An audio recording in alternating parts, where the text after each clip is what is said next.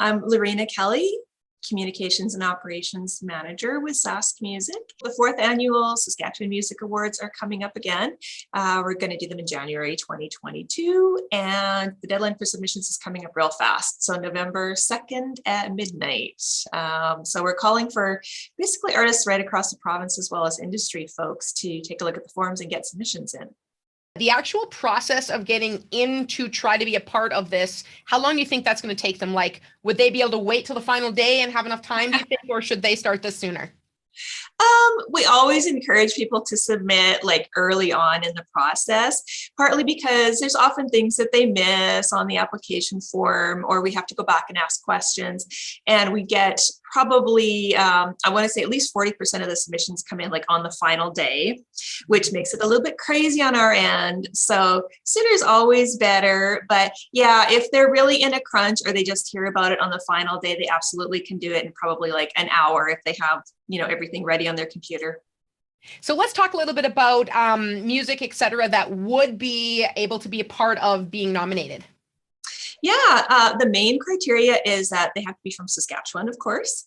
And for most of the categories, so the artistic ones that are style-based, they need to have released some music between April 15th, 2020 and October 30th, 2021. So it's quite a wide window, and we're really trying to make it open to as many artists as possible to participate. We have a number of different style categories. So under rock pop, that covers like the full range of rock pop, but every kind of music that's being made in the province will fit somewhere in our genre categories, and sometimes they fit into 2 or 3 of them, in fact. So yeah, we encourage basically every artist who's released music in the last year and a half to look at the forums and consider submitting.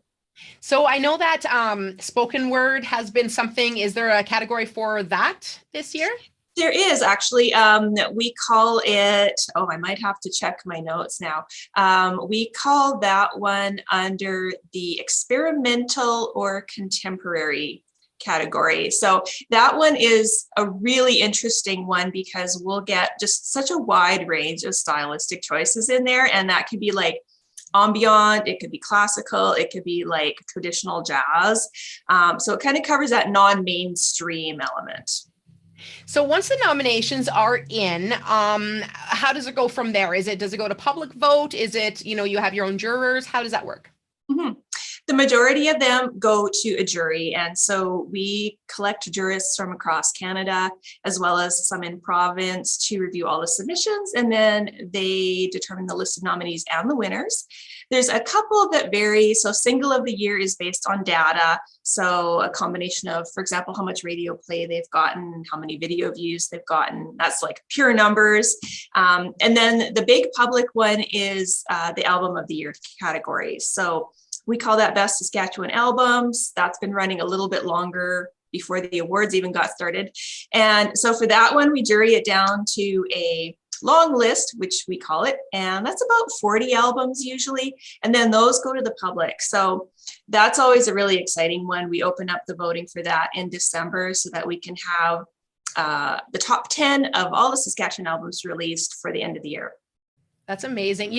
When you said that, it made me think, because Saskatchewan, we kind of think of it as a smaller province, although it obviously area-wise has quite a large number of kilometers. But, when you're talking about number of albums, that are in just for the long list, how many albums do you think, give or take, are, coming in as a new album for these types of nominations, from the Saskatchewan artists on a year-to-year basis?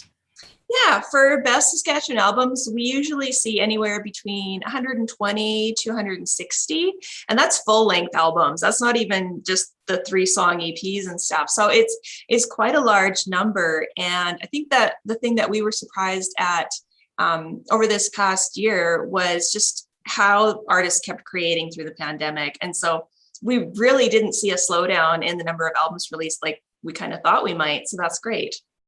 So speaking of pandemic, is there a specific pandemic category? No, but we did revise our venue of the year a little bit because we realized that it's not, realistic to expect them to have booked as many shows as they normally would have, for example. So we're kind of taking a few other things into consideration this year for venues and festivals.